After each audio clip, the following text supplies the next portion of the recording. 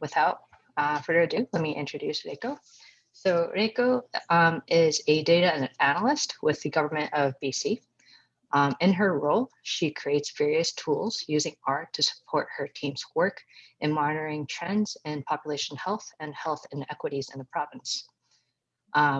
When her computer's turned off, she splits her time as a recreational bassist, which is super badass, and is an aspiring star baker and is an occasional train spotter, which is really interesting. I don't think I've met a train spotter before. So yeah, Reiko, thank you so much for agreeing to teach a workshop with us. We're all very excited to learn about package development. Thanks so much for the introduction. So I guess I'll take it away from here. So as you can see, the title of our workshop today is called Developing R Packages for Yourself and Others. I'm assuming you're here because you fall into one of the two categories in the title. So I'll first start off by just giving an agenda of the workshop and just some acknowledgements I'd like to make before I start. So I'll start off with a quick introduction, and then I'll start talking about incentives for creating packages to really drive home the point why we want to be creating packages in R. And then we'll do a walkthrough of chapter 2 of R packages. And I want to say that this book is written by Hadley Wickham and Jenny Bryan, who are very, very active in the tidyverse community. You probably have seen their names before. And like what Yuka said, we'll take a 10-ish minute break in the middle of the workshop. And then I'll also be sharing some of the lessons I've learned from developing internal packages for my team at the ministry. And hopefully we'll have time for some general questions and answers at the end of the workshop. And the ideas that I'll be sharing throughout this workshop has been borrowed from the software development best practices shared by Tiffany Timbers. If you participated in last week or the previous Our Ladies workshop, you probably would have met Tiffany there. And for those that don't know, she's one of the assistant professors of teaching with the UBC Master Data Science program. All right, so there's already been a little introduction about me, but just to add a couple different points. So yeah, I'm currently working as a data analyst with the Office of the Provincial Health Officer at the Ministry of Health. So my job is technically located in Victoria, but I'm working from Vancouver right now. And let's see. Yeah, so my background is in microbiology and immunology, but I completed a Master of Data Science at UBC, and that's sort of where I met Tiffany, who I mentioned in the last slide. And I think the other points have been covered, so I'm going to skip to the next slide. Can you talk a little bit more about? Yeah. Oh, yes. Can you talk a little bit more about train spotting and what that's all about? So train spotting is just like fangirling over trains, maybe that'd be the best way to put it. I was born in Japan. I go back occasionally. Haven't been able to because of the pandemic, but when I am there, I like taking different trains around. And when I do visit some friends I have in different countries in Europe, love taking the trains around there too. If there's a train museum nearby where I'm going, I will probably drop by and take a look, take some pictures with some non-functional trains. Yeah. There's many different types of train spotters, but I'm definitely just going on different types of trains. Yeah. It's a weird hobby. So so when I'm not being a train spotter, I work as a data analyst, and basically within my team, or the team's main responsibility is to monitor the trends in population health and health inequalities in the province. And in my role, I'm basically using my knowledge in programming and data analysis to support public health surveillance and other types of applied epidemiological research projects that there might be going on in the team. And I think a common misconception is that the government only uses Excel spreadsheets, and like Excel spreadsheets are the go-to solutions for analysis. But in actuality, in my team, for example, like we are constantly manipulating, analyzing, visualizing, and exporting data using the tidyverse. So R is very much a part of our workflow. And we also have been creating reproducible reports with our Markdown. And there's also been like this big push to move the analysis or the code that we've written in SAS into R, since there's, I guess, a preference to using like an open source tool where possible. And in addition to that, I've also been developing internal packages to do things like standardized rates, so to calculate certain types of epidemiological measures, and customizing ggplot2 objects based on like the organization's style guidelines. So I'll kind of touch on this at the end of the workshop, but that's just sort of to contextualize and give you like an example, or give you examples of how I've been using R at work. Yeah, so I'm going to move on to the next slide. So let's just kind of go back to the basics and yeah, talk about like, so what really is an R package? Like, how can we define it? So from, so I took this quote from the R packages book that I mentioned in the beginning, and in, I think like the intro or one of the first paragraphs of the book, an R package is defined as the fundamental units of reproducible R code, and they include reusable R functions, the documentation that describes how to use them, and sample data. So these hex stickers that you see in front of you are examples of very popular packages in R. Maybe you've used some of them. These 8 packages belong to like a group of, or a meta package. So yeah, meta package called the tidyverse. And maybe you've also have used other packages that are hosted on the CRAN repository. So I guess with the tidyverse and so many different packages available on the CRAN, you might be asking like, well, if there's so many packages that are created and already out there, you know, why would I want to create, why would I want to go through the hassle of creating one for myself? So let's just kind of walk through this hypothetical situation. So you're working on an analysis in an RMD file, and you write a few lines of code that performs a specific task. So let's say for whatever reason, the specific task that you are working on here is that you're adding 2 numbers and then you're taking it squared. So great, like you've written a line of code that works, that's awesome. But you realize that in your RMD file, you want to reuse this code in another location. So you copy and paste your original code, and then you make a few changes here and there. So as you can see, in B, C, D, and E, I've just copy and pasted what I had in A and just changed the numbers that I'm adding together in the brackets. So this works until you realize, no, actually, I want to do this in like many more different places. And you start to think, okay, maybe my work is becoming a little too redundant. Maybe I'm taking up more lines of code than I should be using. So what you decide to do is you wrap this into a function. You have the function defined at one place, or like, yeah, at one location in your RMD.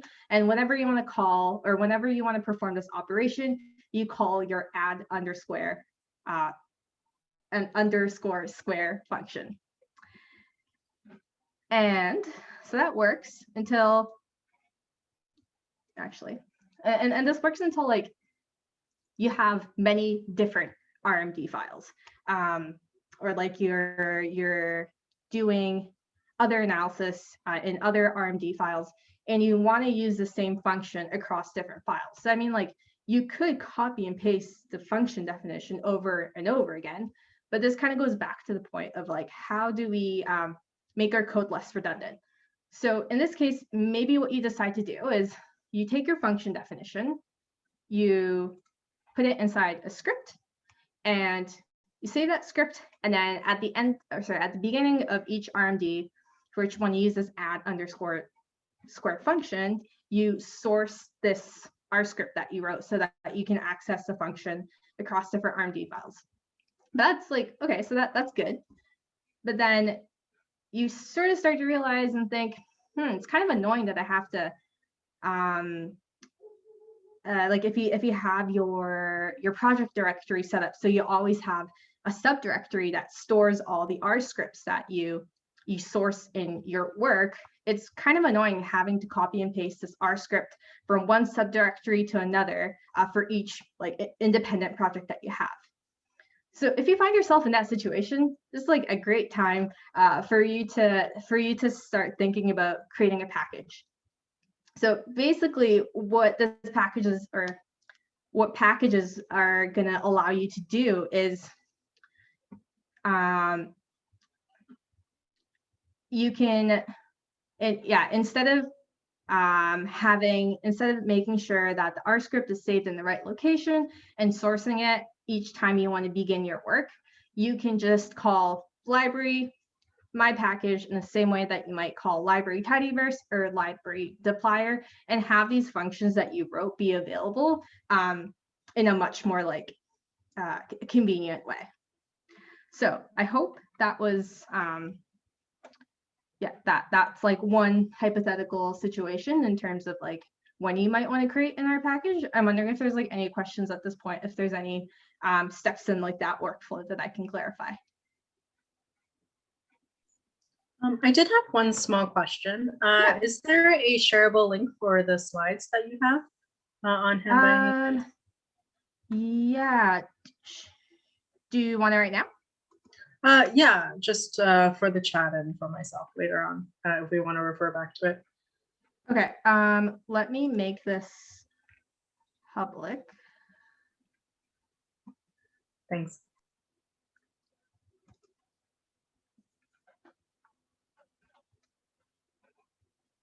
Just give me a second.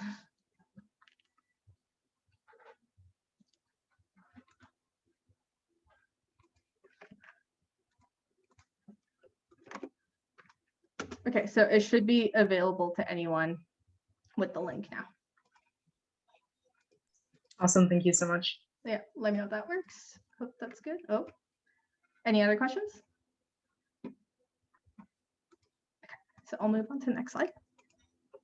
So that was one hypothetical situation where making an R package would be a good idea, but there are other incentives for creating R packages. So as you'll see, when you use the DevTools package to create an R package, it already comes with this like organization system that allows you to store the different scripts that you have for your functions, and the different scripts you have for your unit tests, and the different files you have for your documentation to be stored in like stored with structure. And it takes care of all the organization for you, so you don't have to think about like, oh, where do I need to save this file? Oh, how should my directories be organized? So it kind of does the heavy lifting for you in that sense. And if you are really proud of the work that you created, or you feel like maybe you're working in like a very niche field and you feel like the packages or the functions that you wrote can be helpful to other folks in like your niche community, you could put your R package on GitHub, or if you're ambitious, you could apply to have it published on CRAN. So you can share your tool with other users like around the world. And to kind of tie on to the last point, I think it's a really good way to build your presence in our community. When you create, or when you share something that you created with the rest of the community. So I'm gonna switch gears, and we're going to be walking through chapter 2 of the R packages book. So I'm just going to share the link with everyone.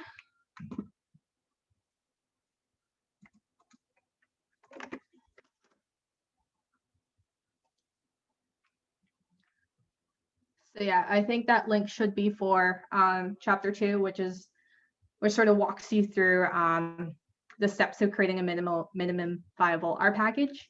So yeah, totally feel free to code along, or if you aren't really into that, you can just like sit back and relax, treat it as a demo.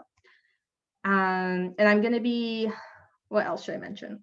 Oh, and if you are coding, it might be extra helpful to have the book open because the book has code chunks that you can copy and paste directly into a console.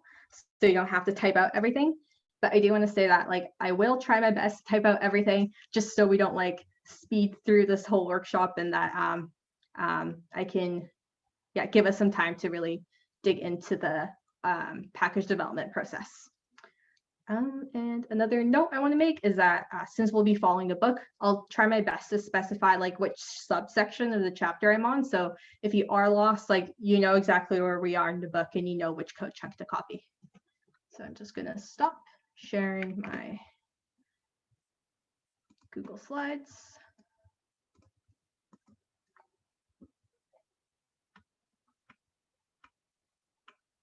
Yeah, any questions before we start?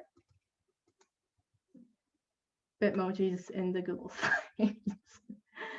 yeah, they're a good way to jazz things up. Great. Okay, so I don't think there are any questions. So let's get started. I've got my RStudio open, and I also have my the chapter 2 of the book that I just shared open. And I hope you all have it as well. But totally cool if you don't.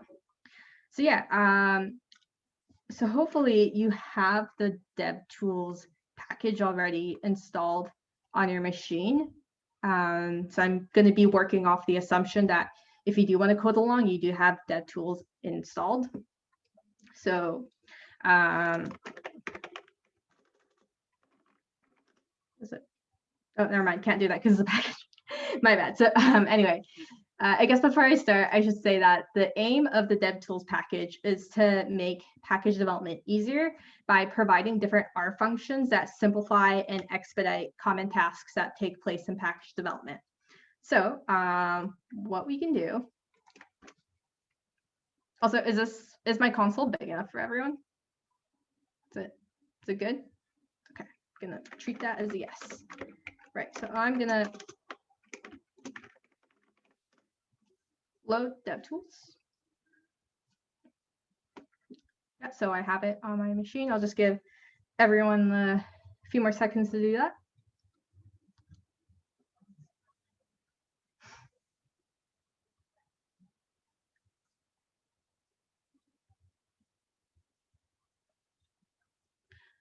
Cool. So today we're going to be using this DevTools package to make a toy package called Foo Factors. And our toy package Foo Factors is going to have features that are commonly seen in like professionally done like release packages. So for example, we're going to allow the end users of our functions to like get help on the functions in the same way that we might like type in question mark and function name in order to pull up the documentation. It's also going to allow us to seamlessly integrate like documentation and unit test along with the functions that we're going to write. And I do want to mention that like for those who use version control, it is possible to do that here as well during package development, but it's really optional. So I'm not going to be covering it during this workshop since not everyone might have Git installed, for example.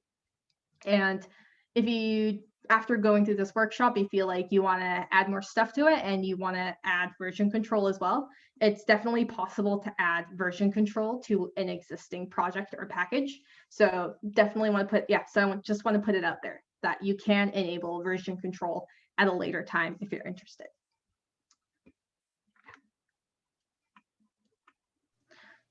Okay, can I ask a quick question? Yes. So around version control, so if you were to set a version control for a package now, does that mean that when you try to install this package, and you don't have the right version, it won't let you install it? I guess version control would be like, how do I put it?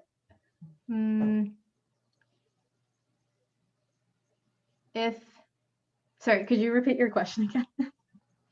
Oh, I was thinking, I guess when you mentioned version control, I was interpreting it as setting a specific version that's compatible for your function, this package that we're developing today. So if we were to set a version control, say R 4.1.0, if I was on 4.2.0, would I be able to install that because it's not the same R version? Oh, okay. I think like what I meant when I said version control is like tracking changes using Git, or like enabling that. So when you push your, or when you make your package available on GitHub or something, you can easily like collaborate with other people, because it's easier to keep track of like where the changes are being made in the source code. In terms of making sure that your package is compatible with different versions of R, I think,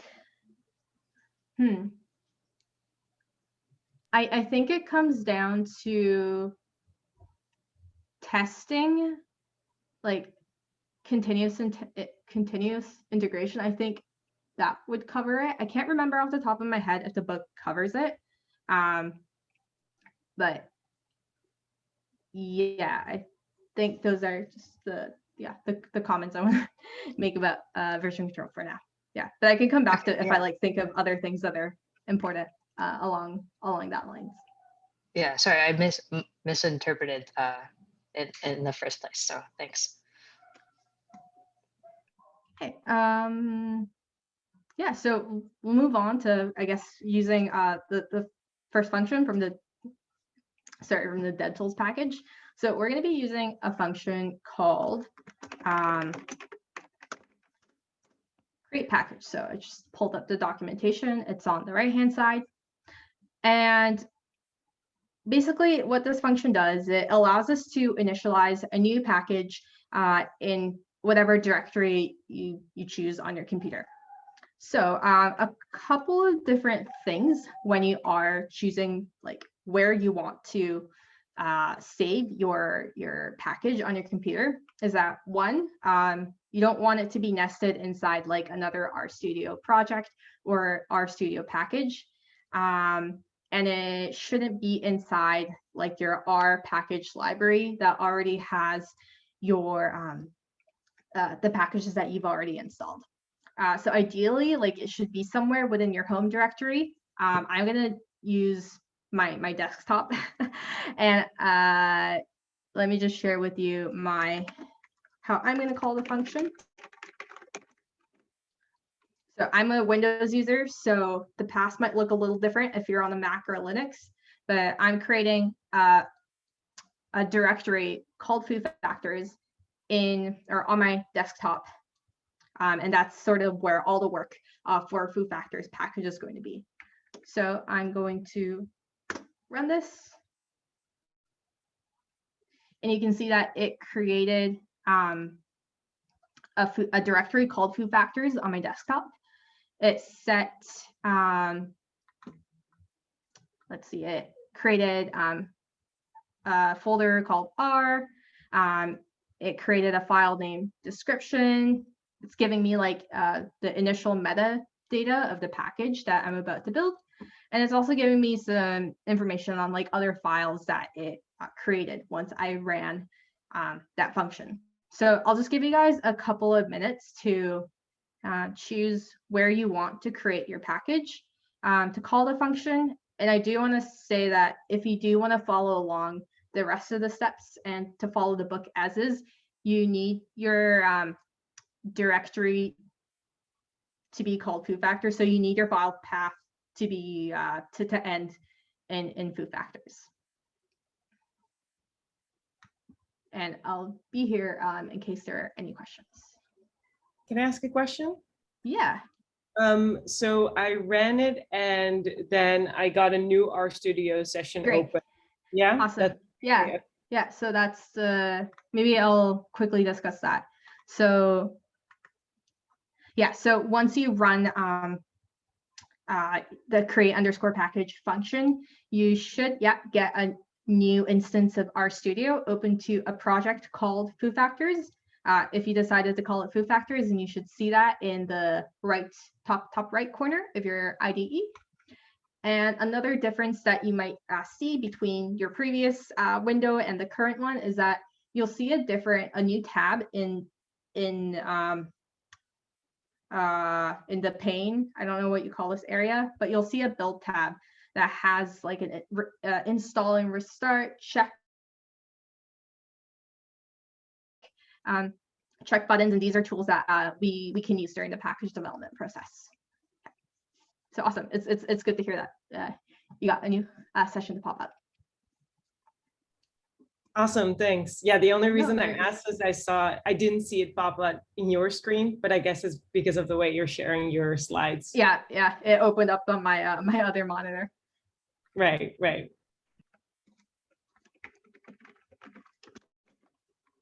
I'll just give like maybe 30 more seconds.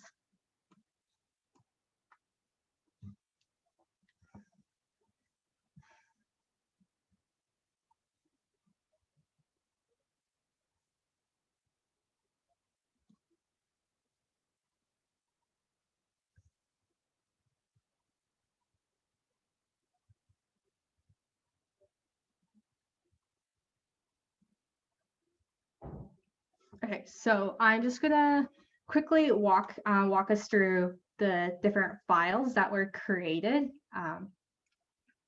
by calling that function. So we can see that, I'm in my foo factors directory that's on my desktop, and we see a couple of different files here. So first we see a .r proj file. So it's like an R project file. So so if you ever do decide to like stop working on your package and then you want to pick it up again, start working on it again, this is the file that you want to open. And I mentioned this earlier, but it looked like the function created a file called description, and this contains the package metadata. So for example, the package name, the title, and these are all little details that we can edit and we'll be editing throughout this workshop. And then we also have another file called namespace, and we can't directly edit this file, but through the different functions that we're going to call, we're going to be able to like specify which functions that we write should be exported, so to be made available to end users, and which functions we want to import from other existing R packages to help with our package development. And then finally, our directory, it's empty now, we don't have anything in it, but this subdirectory is going to contain the meat and potatoes of your package. So in the next step, we're going to be populating this directory with our first R script, which is going to contain the function definitions of the functions we're going to be writing. Cool. Oh, and yeah, any questions for now?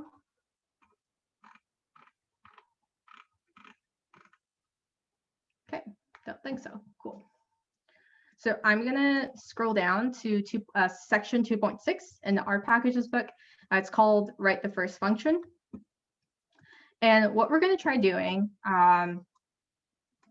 is concatenating, or actually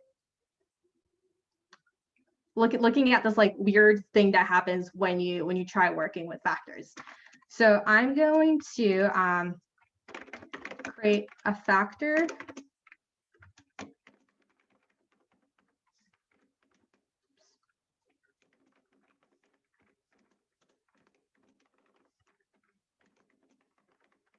So I'm creating a factor that holds 4 strings, character, hits, your, and eyeballs, and I'm going to be saving it to a variable named A. Let's print that out. Okay, and then I'm also going to be creating another factor, this time with the strings but, integer, where it counts. I'm going to be saving the second factor to a variable named B.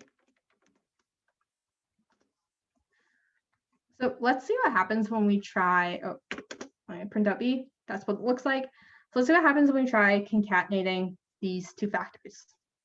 So if I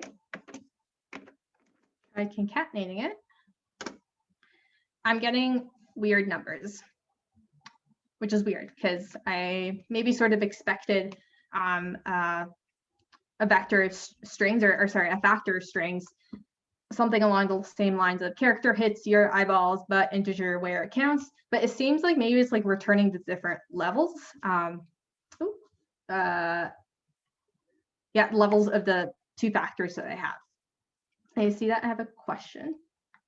Oh, cool. Okay, so this is weird. We don't want to be doing this. Let's see what happens when we try changing the factor to character first. So changing its data type, then concatenating it, and then recoercing it into a factor. So what I'm going to do is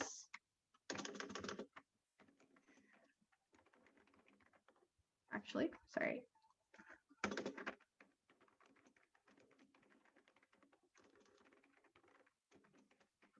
So I'm changing the data type of the factor I have stored in the variable A.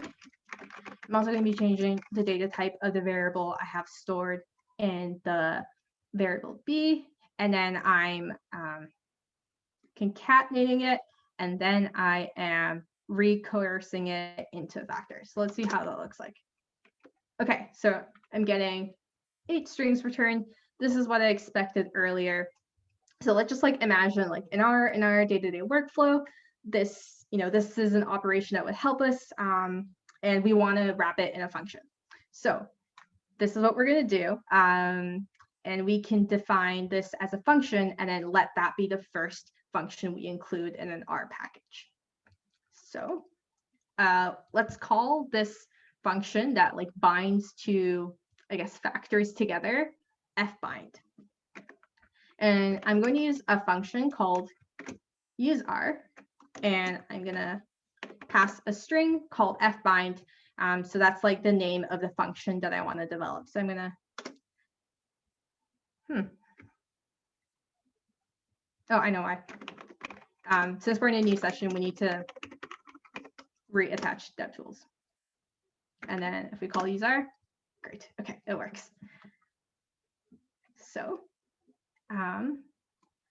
you see that after I called useR with this passing the string fbind, it created a new function inside my R subdirectory called fbindR. So it's basically saying like, use this file to define your function called fbind. So I have that open. So let's define fbind in this new R script that got created. I'm going to call this function fbind.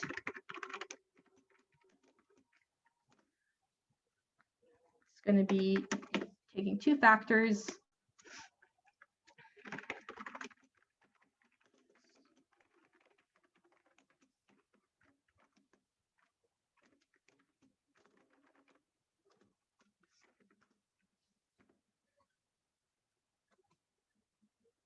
So it's changing the data type of A, changing the data type of B, and then concatenating it, and then recoercing it into a factor. So once I am done defining my function, I'm just going to press save, not going to do anything else. So I'll just give you guys maybe a minute or two to try doing this.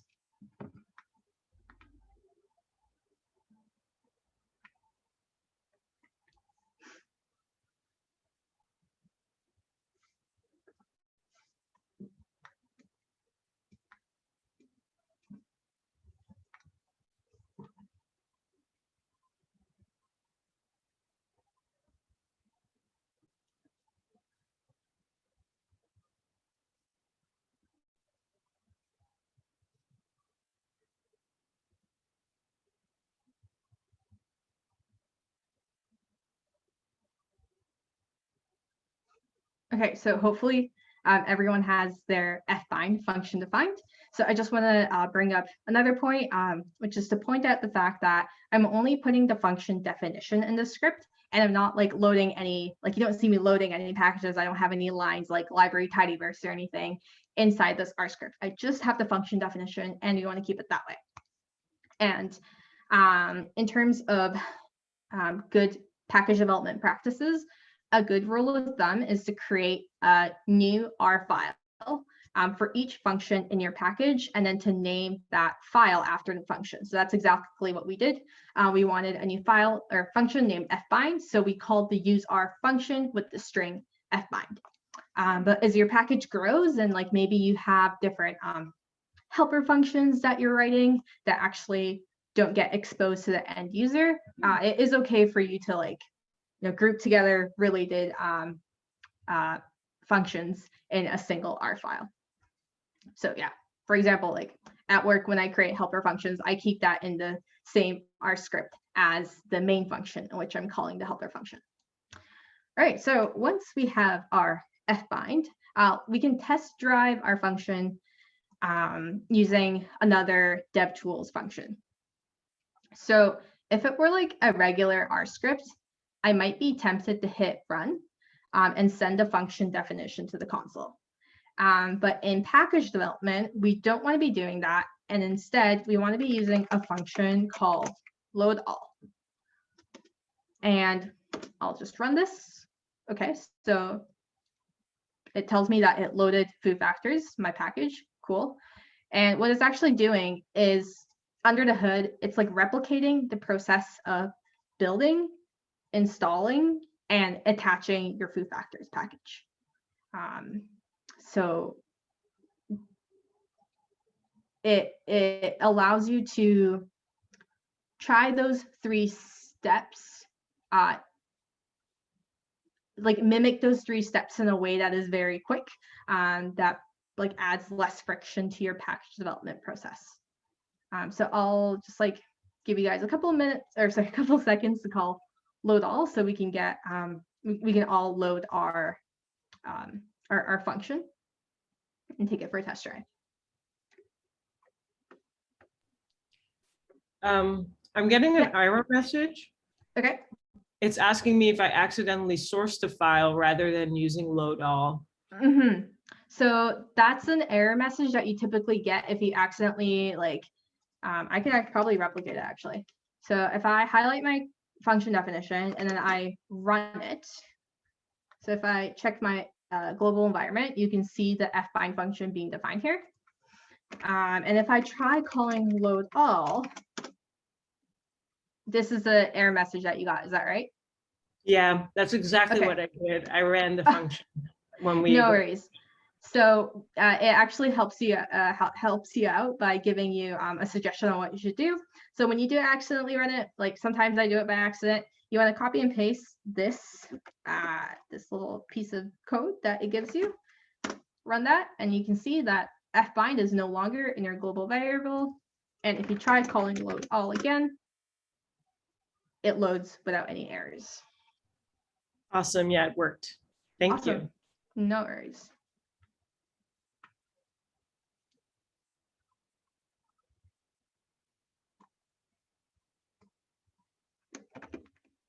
Right, so hope everyone's good. So in order to test drive our function, I'm actually just going to quickly redefine those factors we had earlier.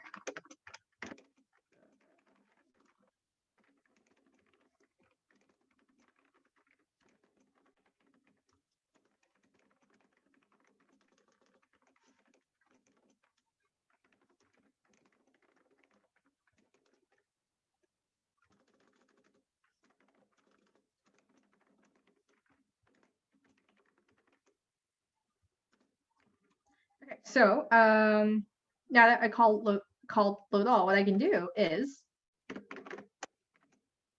call our function fbind with the 2 factors that we defined, and it gives us the output that we expect, which are the characters the strings strung together instead of a vector of the different factor levels that we have in A and B.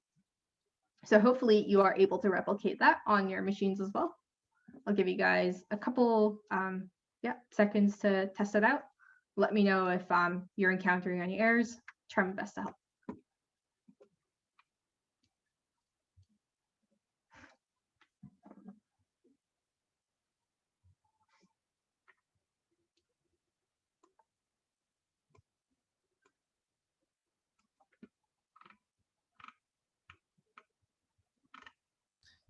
I have a question. You will probably get to this, but are we now ready? Like, is this a package now that we can use outside of this project? Like, if we run fbind, will it recognize it outside of this environment?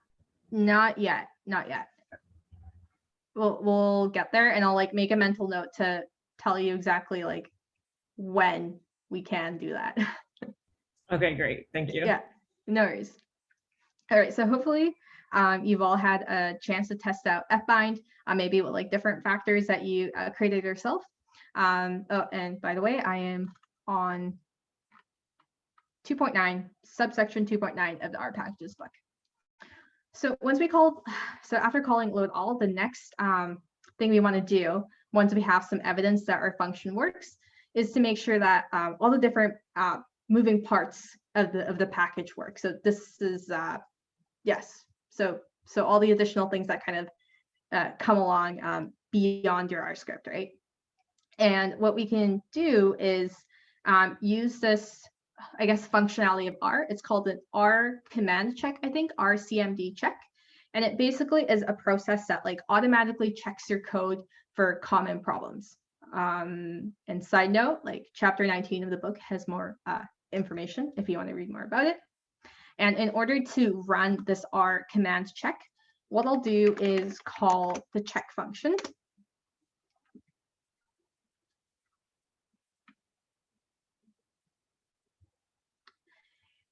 Yeah, so right now it's running the R command check, and this process is apparently like comprised of over like 50 individual checks.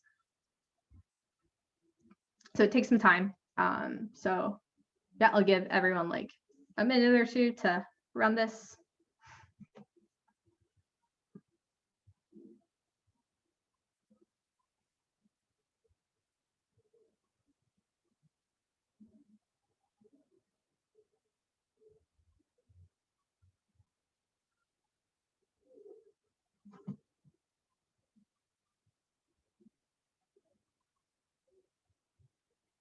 Cool. So it tells me like how long the check took around 40 seconds.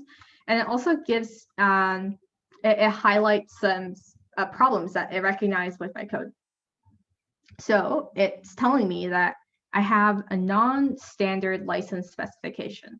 So that's probably because I haven't specified a license for my package yet. But don't worry, like we'll come back to this in a bit.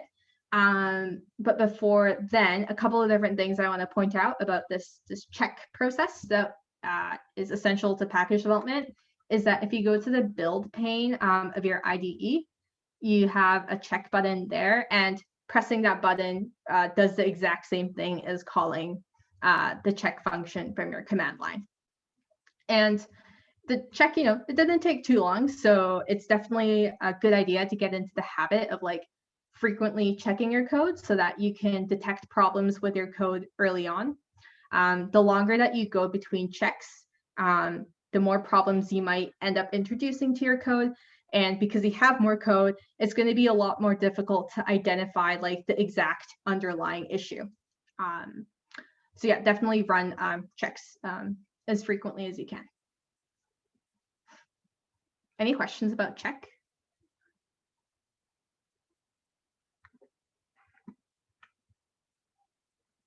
No? Okay. I have one. Yes, okay. No, yeah, go ahead. So when I run check, actually, it populated another folder called man, M-A-N. I don't know. It didn't have Okay. Yeah. Did so, you add a documentation to your fbind function, like a Roxygen template or something? No, I did not. Huh. It created a manual.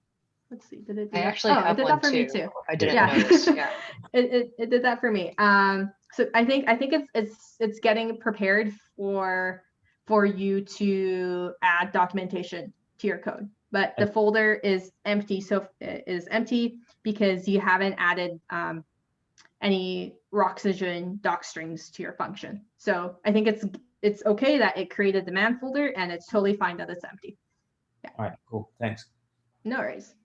I do have one question, a little bit unrelated, but so I know that this is something that it has always kind of been a bit of an issue in the art community, which is what are good ways to control for your environments in different package versions.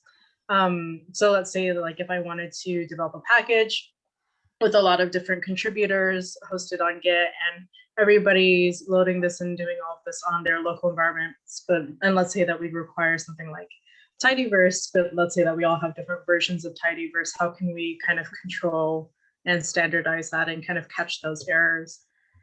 Yeah, I think there's a couple of different mechanisms that R has in order for you to like, deal with those issues. One thing I remember is a package called RM. So I think that it allows like when you're sharing work with other users, I think it allows every user to use like the exact same version of the different like packages. And another thing is that I can't remember if it's CRAN, but there's a repository somewhere online that takes different snapshots of, oh, maybe it's not CRAN, might be like Microsoft, that takes snapshots of how like CRAN looked like on a particular day.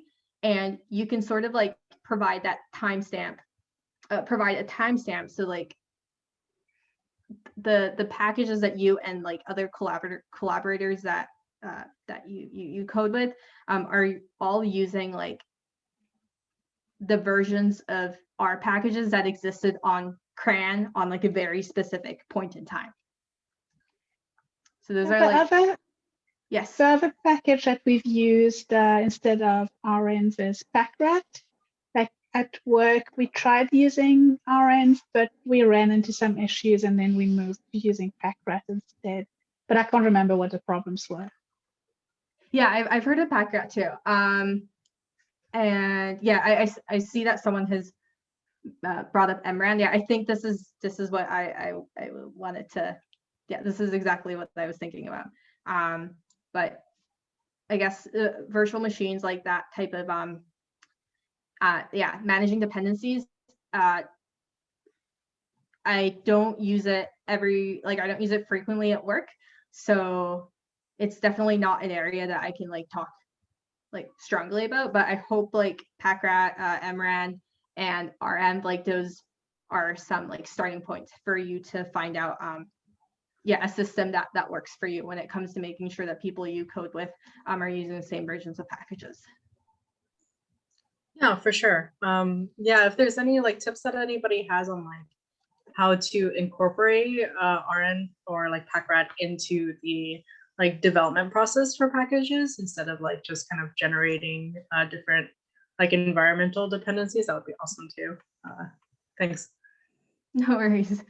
Yeah, it's been a while since I thought about like versions and like dependencies like that. But yeah, I'm glad I was able to remember a few packages that are relevant to that.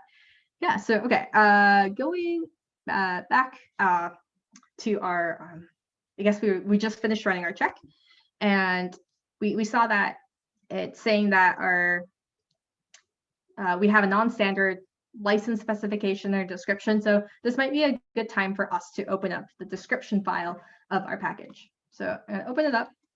And before I even start playing around with the license, I'm just gonna add my name here.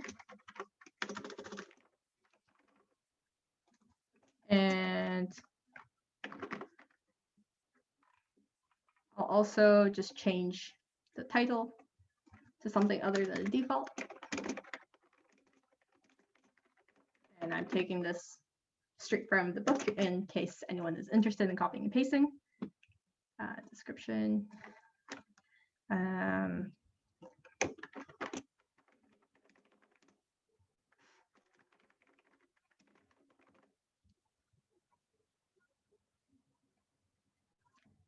right, so once I have edited the title, the author section, and the description, I'll just save this file. And then we can dig into the license part that kind of gave us a warning earlier in our check process.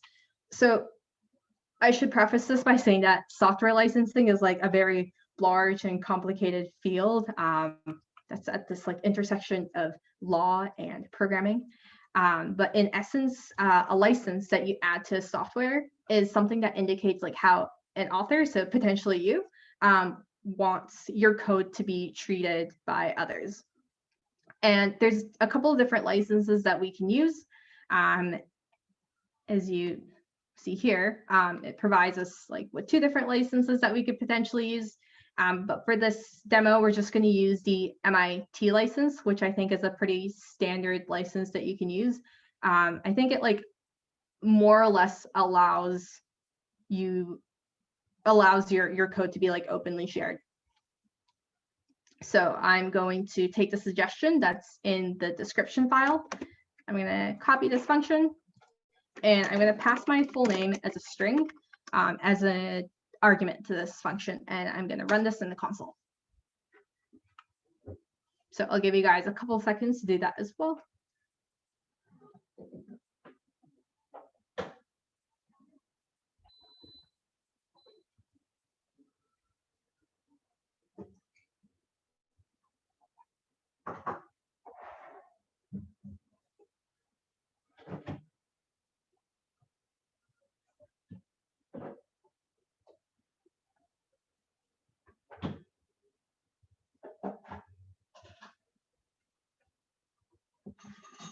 Okay, so calling use underscore MIT license made a couple of different changes to our package.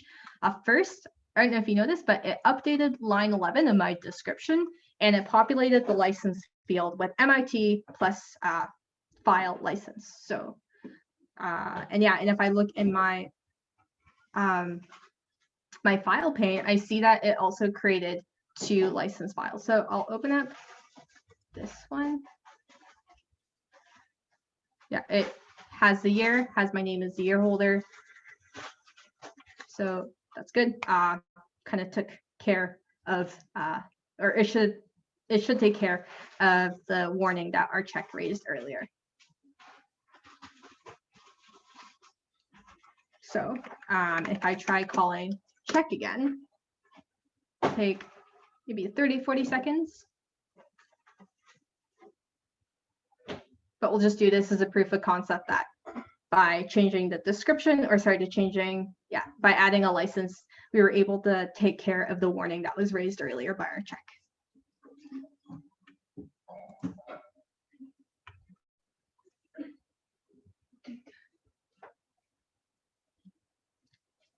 Description should contain 1 or more complete sentences. Oh, I guess it's looking for a period. Let's try running the check again. I think I was missing a period in my description field. So it was telling me that I needed to add a full sentence. So I guess don't add fragments into the description field.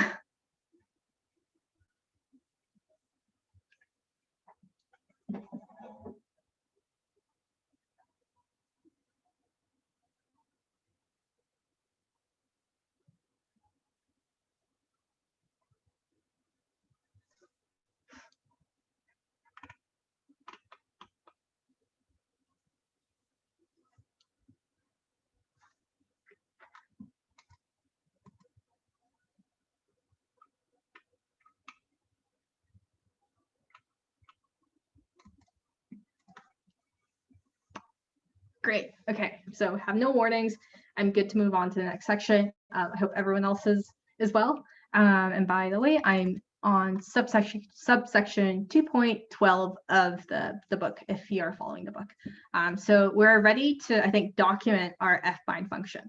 So you've probably used like the question mark to pull up documentation for a particular function. So if I want to pull up the documentation for the mutate function in dplyr, might do something like that, and boom, super convenient. I don't have to like open up my browser, documentation's all there.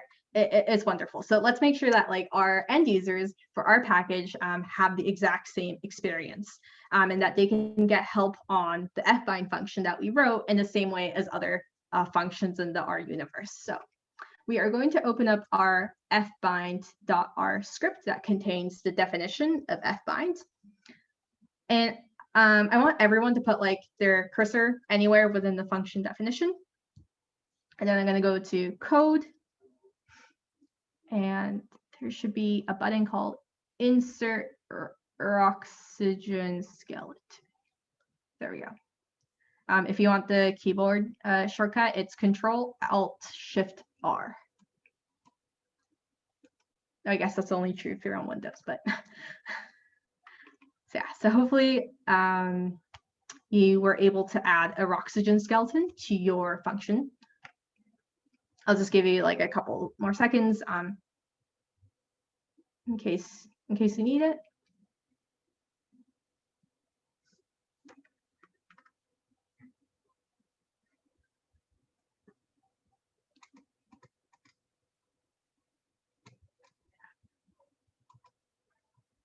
Okay, and so I'm just going to start populating this oxygen skeleton that it provided.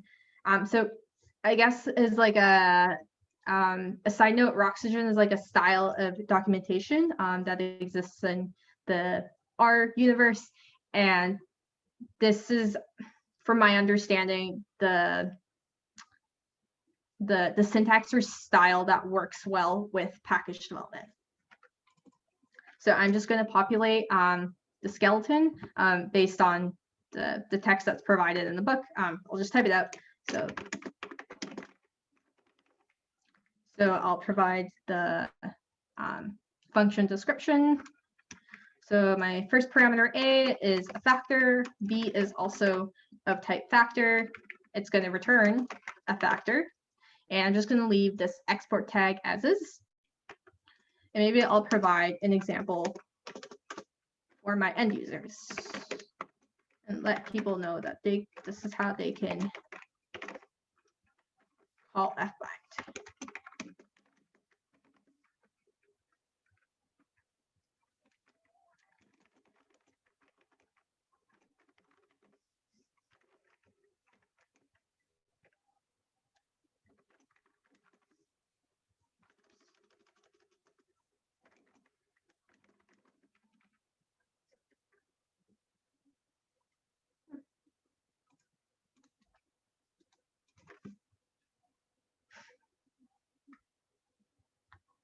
Yeah, so hopefully everyone has filled in their template. So the next thing I'm going to do now is to call, or sorry, I'm going to save the changes I made. And then I'm going to call the document function for my console. And by calling the document function, it basically is taking the description of the function I've provided in the oxygen skeleton above, and it's going to convert these comments to a different file type called .rd. So if you go back to your like file explorer area of your IDE, there was the folder that we talked about earlier called man. If you go into it, now you should see a file called fbind.rd. And if I open it, I can't edit it, but it basically kind of converted the comments I had in my fbind function into into documentation that can be accessed.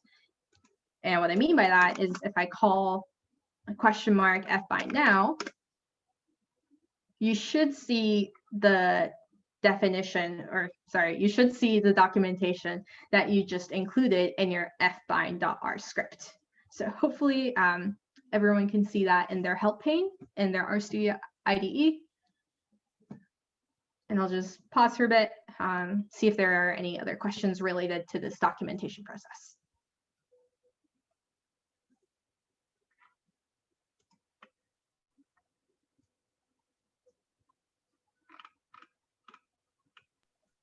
Could you just go back for a second to the oxygen part? Yes. Okay. So, right. Thank do you want me to like try creating the skeleton, or did you just want the? I just wanted to see it. So I was a little behind. Sorry. So after worries. I type this out, do I have to run something to update the documentation? I have to run document, right? Exactly. Document. Okay. Yeah. Perfect. Thank you. And as a side note, we called the function check earlier to check that all the different parts of our package is working correctly, but calling check does not update the documentation if you add new oxygen skeletons to your function definitions. Only the document function takes care of that. So that was one of like the things I struggled with in the beginning when I was developing packages, because I thought that calling check would automatically take care of updating the documentation as well. Turns out it didn't. So if you do make changes to your documentation, make sure you call the document function. Will running check before document give you like warnings to tell you like, hey, you have some oxygen text that you haven't rendered? Oh, maybe it might give me something if I like run an empty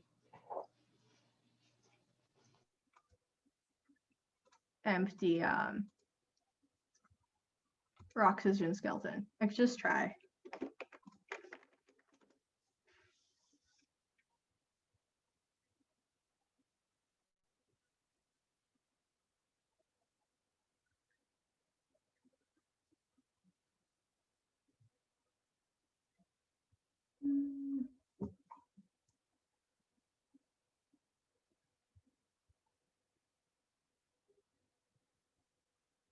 Oh yeah, I'm seeing a lot more warnings. Yeah, yeah, it's giving it's unhappy because I've provided a incomplete oxygen skeleton. So I think earlier when we tried calling check without like a oxygen skeleton, it was fine. But I think when you do provide a skeleton, it expects you to have some sort of inputs into those fields. That is, yeah, that's my take.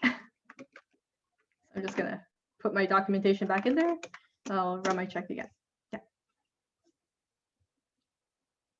And then while I do that, maybe I can start talking about another thing that calling document actually did. So if I open up my namespace function, or sorry, file, now you see that there's been a new line added, this particular line. And this was added based on the export tag that we had in our fbind function. So I'm just going to go back to the fbind definition. You see this little export tag on line 7. And so that's sort of like the cue for R to add this particular function, fbind, to the namespace file. And what this export directive does is it makes your fbind function available to a user after calling library two factors in the end, once your package is ready to be installed. So this is an important step in making sure that your user can use or can interact with the function that you've written. So I'll just ask everyone to call to run check again to make sure that we're ready to try installing our package for the first time.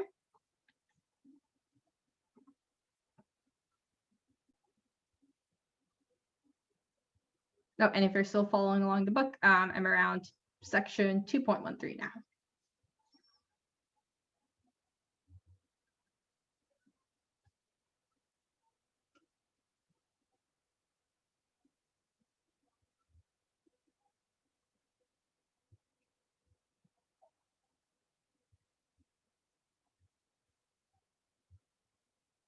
Yeah, this particular step is taking a fairly long time today. Okay, we're good. We're good. We're moving along.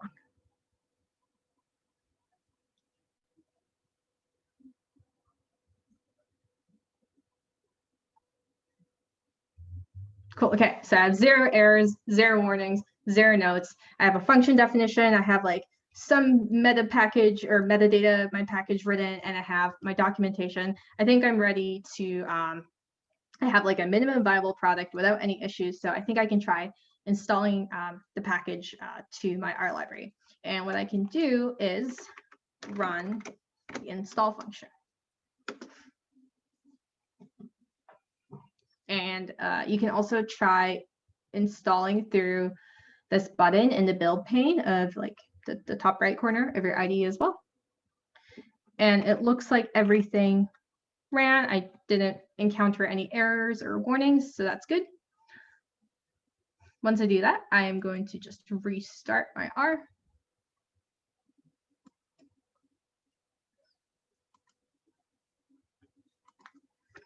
And let's see if I can try installing foo factors. Okay, no errors, that's good. So I'm just gonna try creating 2 factors again to see what happens when I try concatenating it with my function fbind.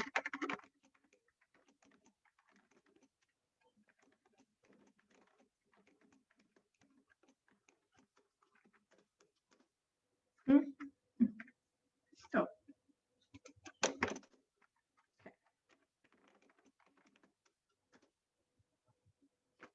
So it looks like I was able to install and interact, or install foo factors and interact with the fbind function. And let's see if I can pull up the documentation for fbind. Cool, that comes up as well. So we have like an MVP going on here. And I hope you have one on your machines as well. And I think this might be a good place for us to take our 10-minute break. But I will stay here in case you have like any questions that you want to ask in the meantime. So we'll meet back at 7:25. Sounds good. Thank you.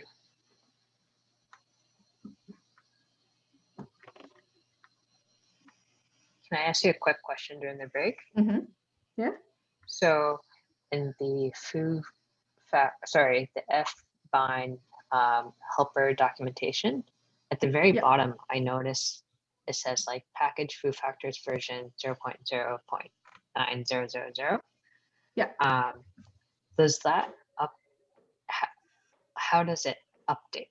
I guess, is it every time you make an edit? I think you can specify the version explicitly in the version field of your description file. So I don't think there is a function in DevTools that handles like, oh, we're going to update the minor package number. Oh, we're going to update the major release number. I think that's sort of up to the, like the developers themselves to decide when it's time to switch the numbers. But I think if you have like GitHub Actions or like some type of continuous integration on GitHub, you can set it up so it's like if a certain pull request is made and it gets merged and it does a certain thing, then bump up the minor like package number automatically, or bump up the major version number when something happens. So I think it's like possible to automate the versioning, but in DevTools, I don't think there is. Yeah, I don't think there's a way to do it like internally within DevTools. Yeah. Okay, I see. Thanks. Okay, I'll be right back.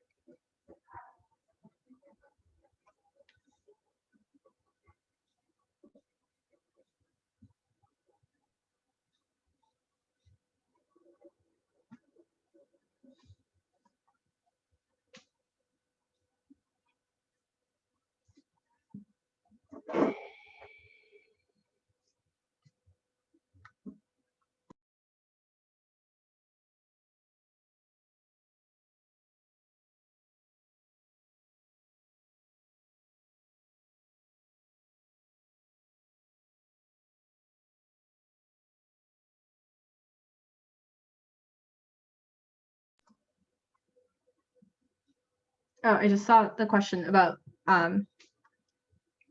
making packages, or let's read it out. Do you make packages at your work organization to ensure consistency across employees when running the same analysis?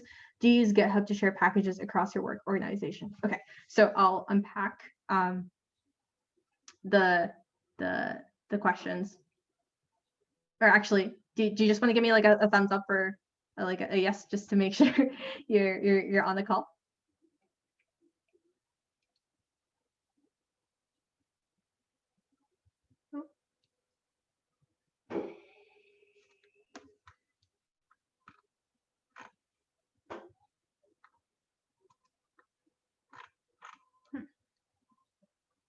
Oh, okay, cool. Yeah, so definitely. One of the packages that I made, I'll talk about this a little bit more, but it kind of it speeds up the process of like calculating epidemiological measures. And if different people are, let's say, computing like age standardized rates or some sort of like mortality rates or something, and different people are calculating mortality rates across different machines, I think there's definitely the need to make sure that the ways in which the rates are being calculated by different people are the same. So one way to ensure consistency is definitely, again, is to use a package and then to get the different team members to install the same version of their package on their individual machines. And in terms of using GitHub, I'd say like for now, the packages that we've developed is quite specific to our team of like maybe 6, 7 epidemiologists and data scientists, and the tools that we create aren't, I guess, like relevant for other folks in other parts of the ministry. So we do use GitHub for collaborative software development. There's like 2 other colleagues I work with, and we like code together on a regular basis. So we do use GitHub to push and pull changes and stuff, but we keep our work on a private repository. But I think actually, just give me a second. I can't remember if the BC government has like a public repository that has a bunch of packages that they wrote available to the public. I think we actually do. We had some bids that we were looking at packages that were developed and that needed to be updated, and they were available. They were available online. I know, like for BC Environment, they've got some. See if you can. I'll find some. I don't know if I can see all these repositories because I'm a part of this organization, or if it's because these repositories are public, but I know there are. Some of them are public. Right, okay. I'll set an example.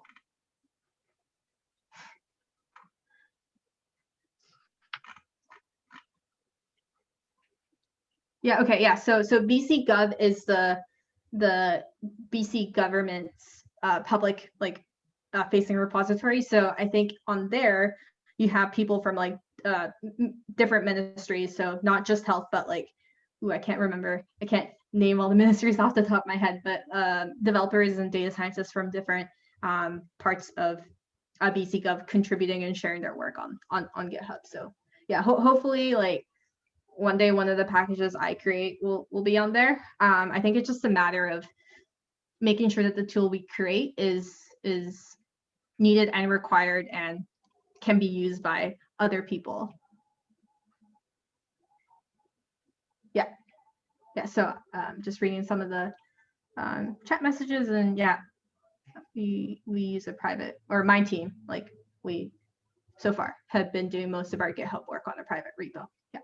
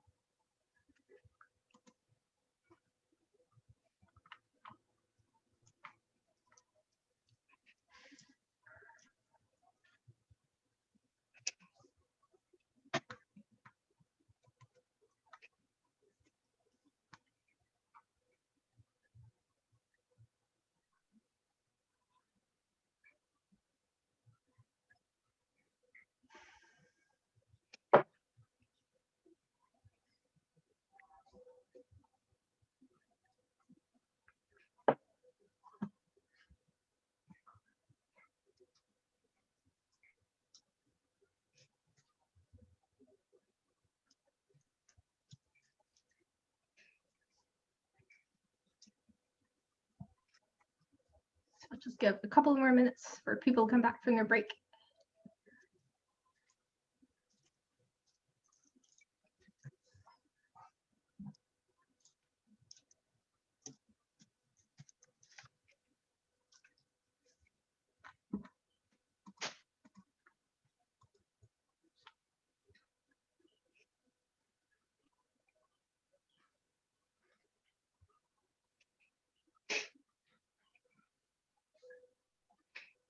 Bye, Marie. And yeah, I'm seeing Raisa. I hope I'm pronouncing your name correctly. Yeah. Okay, cool.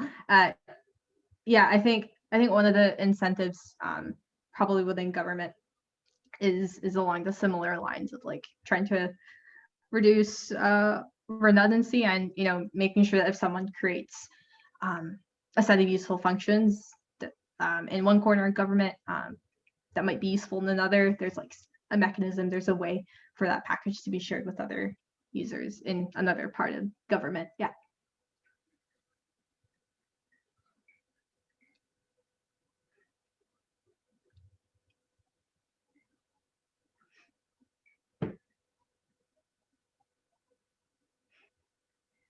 Oh, I see another question. Is R or Python more popular in government? IT and BCLC band analysts from using R work. I can't speak for the entirety of the BC government. I'm not sure the list of like all the packages that are used by all the different analysts, developers, data scientists across the different ministries. But I would say within the Ministry of Health, within like, yeah, my particular corner of the ministry, it's definitely R heavy. And the folks who've had experience coding in Python, like prior to joining our like part of Ministry of Health, they'll learn like R, and then they'll sort of like shift, or yeah, they'll learn R and then have that sort of the main programming language that they use in their roles. Yeah.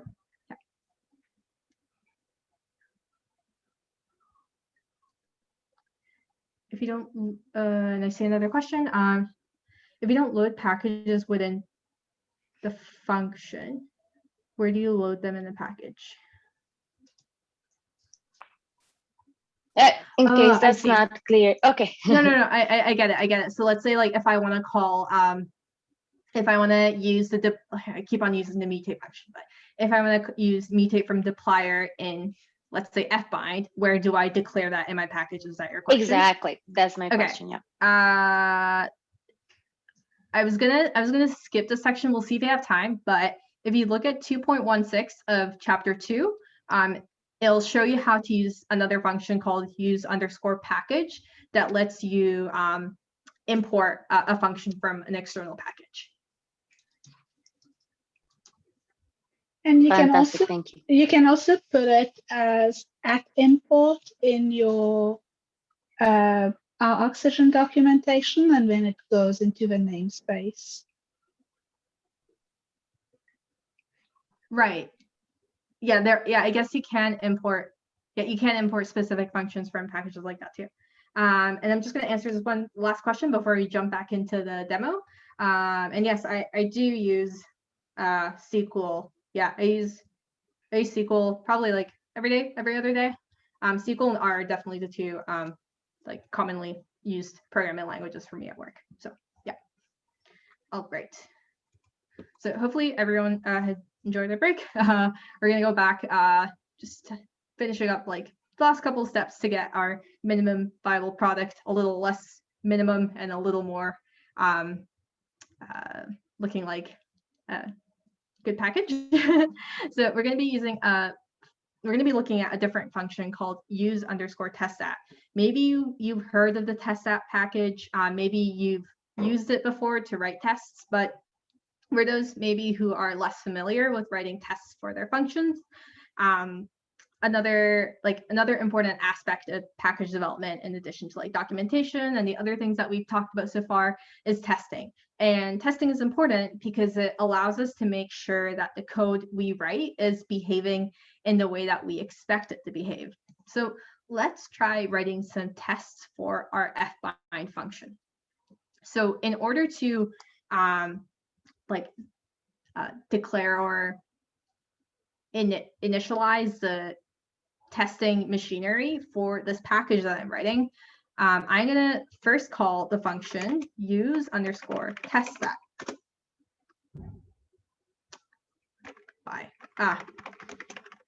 because I need to attach DevTools again. And then now I should be able to call it use test that. Awesome. So couple of changes I should mention. So by calling use underscore test that, like I said, it initializes like the testing machinery of your package. And one way it does that is it creates the subdirectory called tests. And it also creates a folder, another subdirectory called test that. And this is sort of where your unit tests are going to be saved. So hopefully you were able to recreate that on your machines as well. So similar to how we use underscore R to create a new R script for our fbind function, we're going to use a different function called use underscore tests, and that's going to create a new R script for us to write our unit tests for our fbind function. So I'm going to call the function use tests, and I'm going to pass fbind, the name of the function that I want to be writing tests for. I'll run that. Cool. So just going back to the root of my project, going into the test subdirectory, going into the test that subdirectory, and you see that it created a new file called test-fbind. And this is where we want to be, this is where we want to write our tests. And it just kind of populated it with a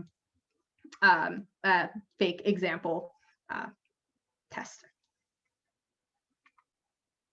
So I'll give everyone a few seconds to get caught up. And if you're following the book, I'm on subsection 2.15.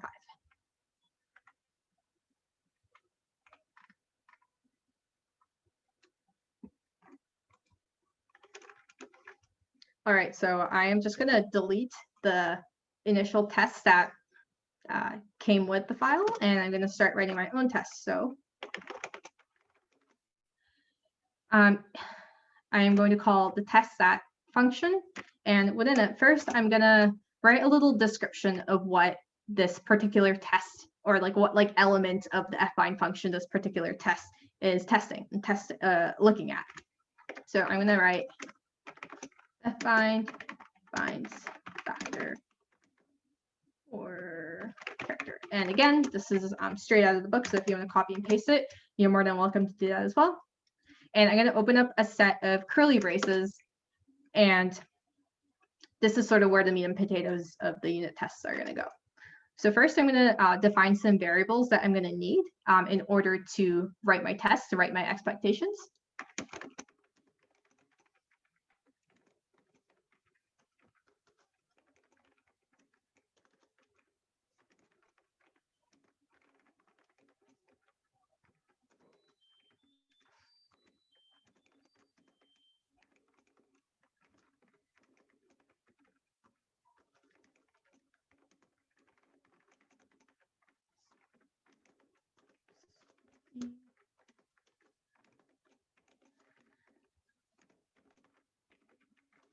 All right, so I've created 4 variables here: x, xfact, y, and z. And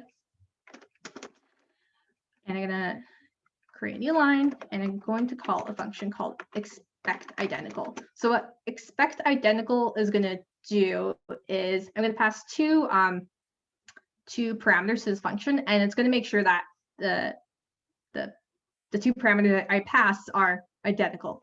So if I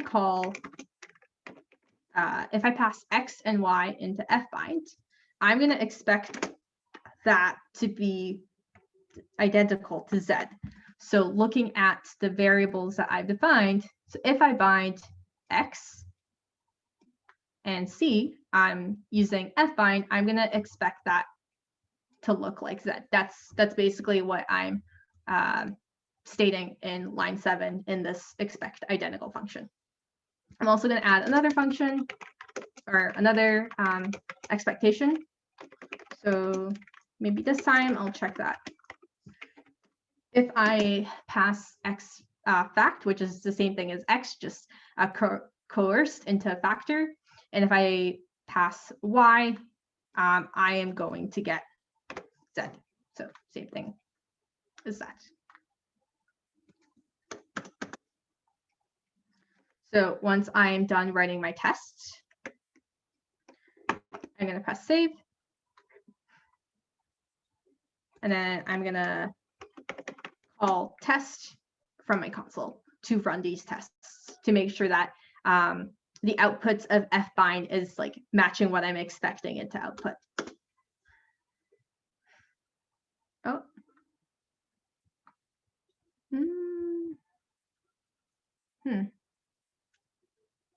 Why is that?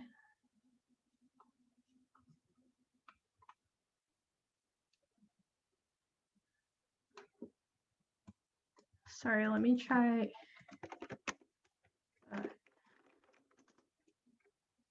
Okay, I think I had a typo somewhere.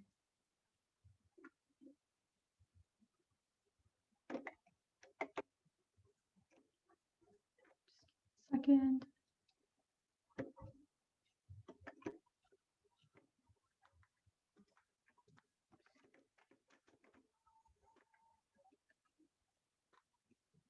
I'm just gonna copy this into the chat in case others are getting the same. There is me. So I'm just copying and pasting that into my test fbind script, and I'm gonna call test again to make sure that my expectations match. And you can see that test.at is giving me like out of all the tests that you've written, 0 tests failed, 0 tests through a warning, 0 tests were skipped, and 2 tests passed. And this is what we expect because we have 2 like expect something functions in our test script, and we see that both of them are passing. So that's another good sign that our package is coming along well.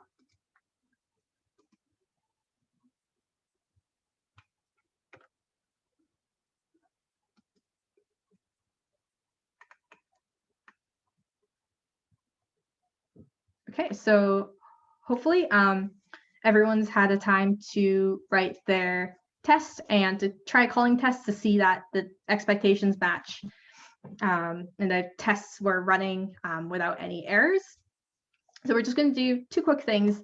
So now that we have our function definition, our documentation, some metadata for the package, and a set of unit tests to make sure that fbind is working properly, we're going to call check again to make sure we didn't let any problems kind of, we didn't like miss any small details, and that our package machinery is still working the way it should be.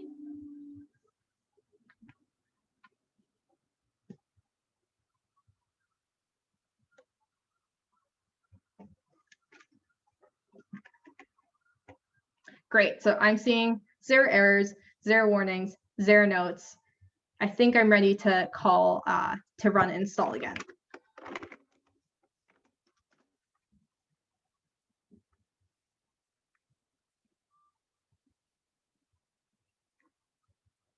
Yeah, so once I do that, I can just restart R,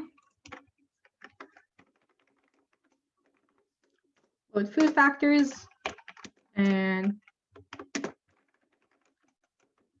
hopefully I can call fbind.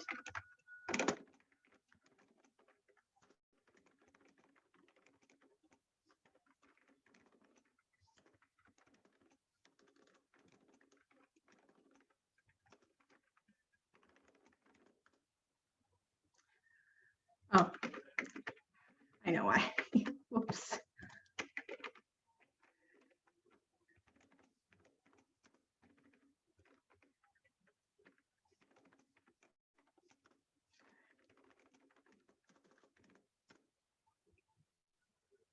Great. So fbind works. I was able to install foo factors properly, and I was really able to get all the details of my functions or my package to come together into the foo factors package. So just gonna check out the chat to see if there's any questions. Okay, doesn't look like it. Yeah, so that's sort of the basics of creating an R package. There was someone in the chat earlier that asked if what they should do if you want to export if you want to import a function from an external package like for your package. In section 2.16 of the book, it shows you how to use a package called use_package, and that would allow you to call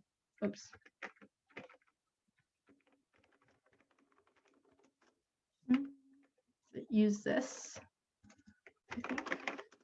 There we go. You can use this package to import external functions for your own package development. But yeah, so I hope that kind of gave you a high level understanding of the different steps that are required to create your package, to start populating it with the script that contains the function definition, writing the documentation for it, making it accessible to the users, and writing unit tests to make sure that your function is behaving the way you should be. Yeah, I'll take a pause for questions before I kind of start talking about how I've created internal packages at work.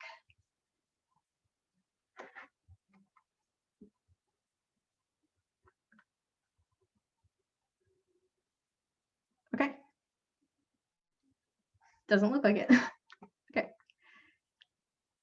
So I'm gonna switch. I have a question. Yes. Yep. So one thing I struggle with is deciding on tests for data analysis. For software development, I think it's pretty straightforward. And I was wondering if you have any advice about testing for data analysis. Testing for data analysis. I think having good code coverage of your tests is one thing that I was taught. I think there's different ways of measuring code coverage. You can do branch coverage or line coverage, but there is a function that's within use this or DevTools. I think it's called, let's see, I think it's called test coverage. Oops, nope.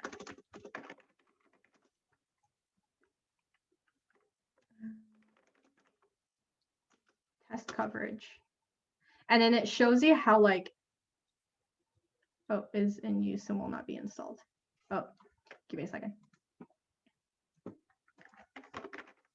So just uninstall foo factors or attach it from my workspace. I'm just gonna restart my R, run DevTools again.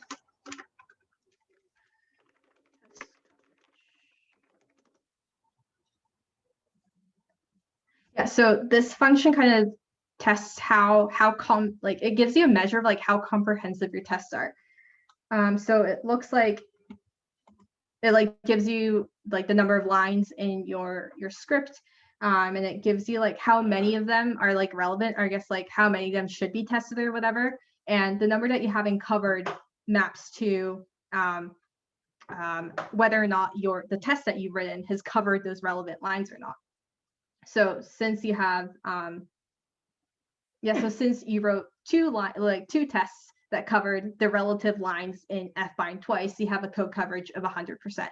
So I think it's generally the higher the number, the better in terms of how robust and how comprehensive your code is. So that was less of a theoretical answer maybe, but I think that's using test coverage and being mindful of line and branch coverage are things that you can consider when you're choosing how to write your tests, because this kind of helps you narrow down exactly which part of your functions you should be testing to make sure it's behaving the way it should be behaving. Yeah, I think that's definitely a good one to think about. Cool. Yeah. Okay. Yeah, so unfortunately, just like due to the time, there were some things that we couldn't cover, like vignettes, version control to track changes to the source code to your package, and like how to move your source code from your local machine to GitHub or like another online repository. But the book that I shared is like super comprehensive. So if you ever want to like sit down to learn any different parts of our package, like I'm sure that there's going to be a chapter in there that explains what you want to learn more about. So I'm just going to switch over to talking a little bit more about like what I do at work. So I guess in our demo, we like created a small toy package called Food Factors. And it was like pretty easy because you were just kind of creating that package for yourself. We didn't have like huge intentions of creating it with a larger community. So for me, like at work, I think when I do create internal packages for the other analysts, the data scientists, and the epidemiologists that I work with, there are some like differences that I kind of need to consider that makes the process a little different from developing a package just for myself to use.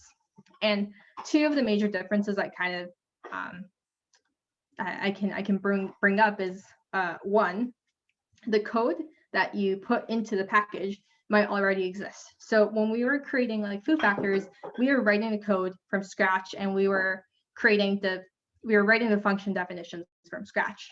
But in my case, I found myself in situations where people had code that they frequently used sitting on, or I guess like one analyst had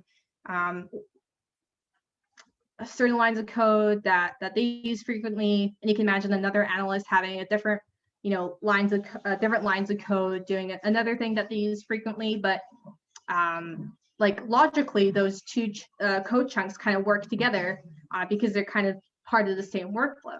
So for me, I found myself in a position where I was kind of consolidating code saved on different machines. And I do write stuff from scratch sometimes, but there have been times where I kind of took code that was already there and then polished it up by adding like documentation and tests to it. So with that being said, like when you're creating internal packages, you might need to learn and sort of untangle like code that's been written by other people in your organization.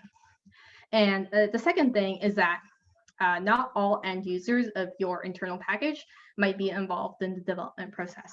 So there are 3, I guess, developers on my team, including myself, but I'd say that our package has the potential to be used by maybe more like 8 or 9 other analysts and epidemiologists on our team.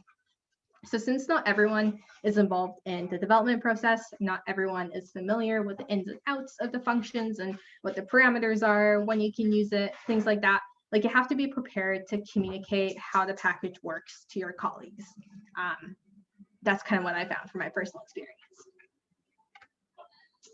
And one important thing when you're creating internal packages is, you want to make sure that you're creating something that your team's gonna use. So you want to really identify what your team needs. Like what are the R tools that your team's lacking, and what can you bring to the team that can kind of improve the team's workflow?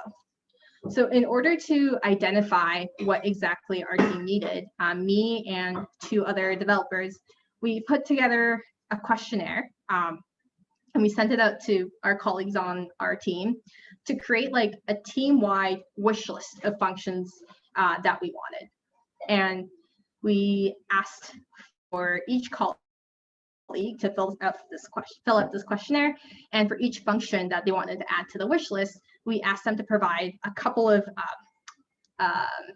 different, like I guess like metadata about the function itself. So of course, like we wanted the description and the purpose of the function that they were proposing, and if a prototype like already existed, or if they already had some working version of that function on their machine or on like our shared drive, we wanted them to point us out to like where it was and exactly which line numbers we should be looking at, so it was easier for us to kind of find a code quickly. And it was also important that we got like the inputs and their data types and outputs and their data types, in addition to the expected frequency of use of this proposed function. So that if a particular function was like very frequently used, we kind of bumped it up in our development priority list, because it made more sense to start developing, or to start with developing the functions that we're going to use more frequently within our team. And also in terms of this questionnaire, we also asked our colleagues to provide like references that went along with a function, especially if it was like a function that calculated an epidemiological measure. It was helpful to have the formula, like the underlying formula attached, so that we could reference it quickly when we were writing the code ourselves.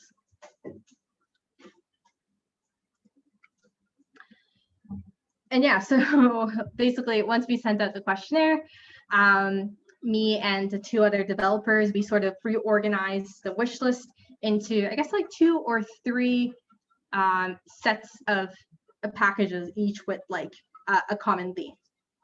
And we, I guess we're at a pretty good place with 2 of them. And although it's like still in like a testing stage, there are some improvements being made to on a day-to-day, a daily, or occasionally, I guess.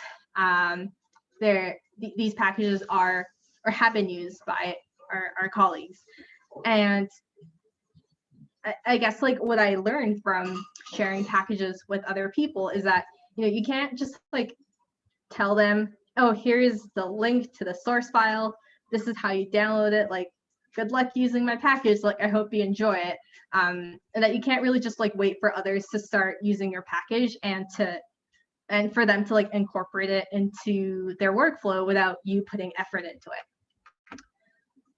So yeah, just like a couple of last notes on how I think as our users, as our developers, we can help colleagues adopt like the internal packages that we write. One is to write a vignette. So, we wrote some documentation and we included them as like Roxygen templates when we were building our package earlier, but a vignette is like a longer, it's a long form guide that describes like a particular problem that your package is designed to solve. And it walks through how you can combine like the different functions that are inside the package to solve that particular problem. So it's very much like a story, instead of just like reading a bunch of like recipes, which I think is more similar to reading doc strings for like documentation.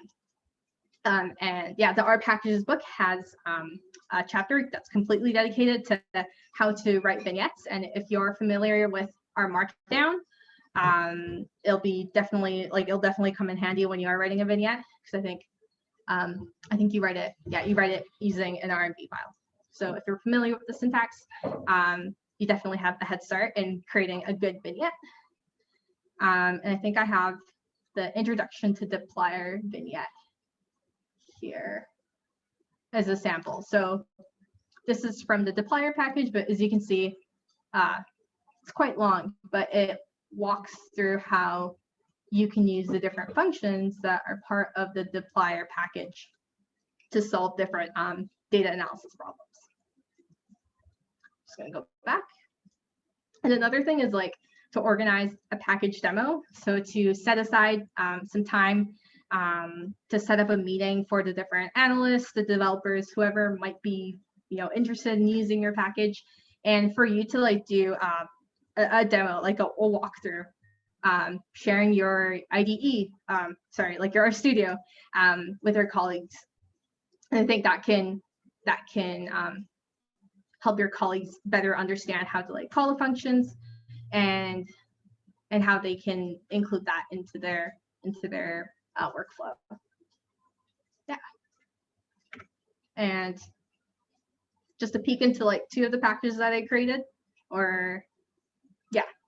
so one package I created is called analysis. It's not the most like creative name, like hopefully we'll be renaming these packages, but for now it's internal, so it's okay. It doesn't need to have the coolest name.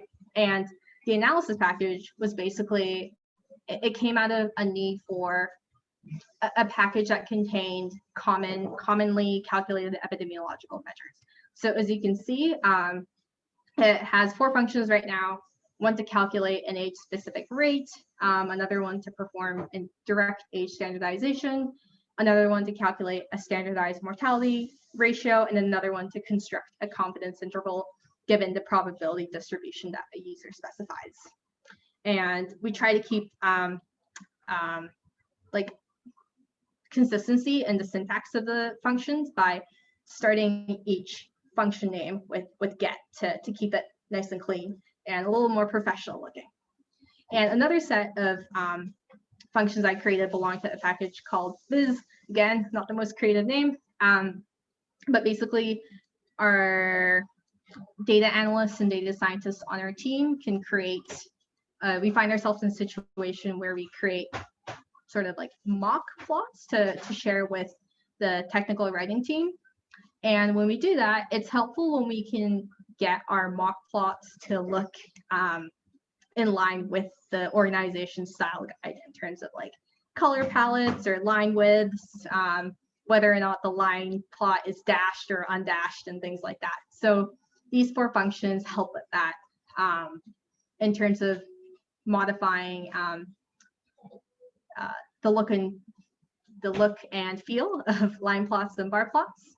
And it also has functions to reorder levels of common factors that we deal with, like the names of health authorities or the different age groups that we see in the data that we have at the ministry. So that's the end of the workshop. We have 5 minutes, and I see that there are a couple of questions.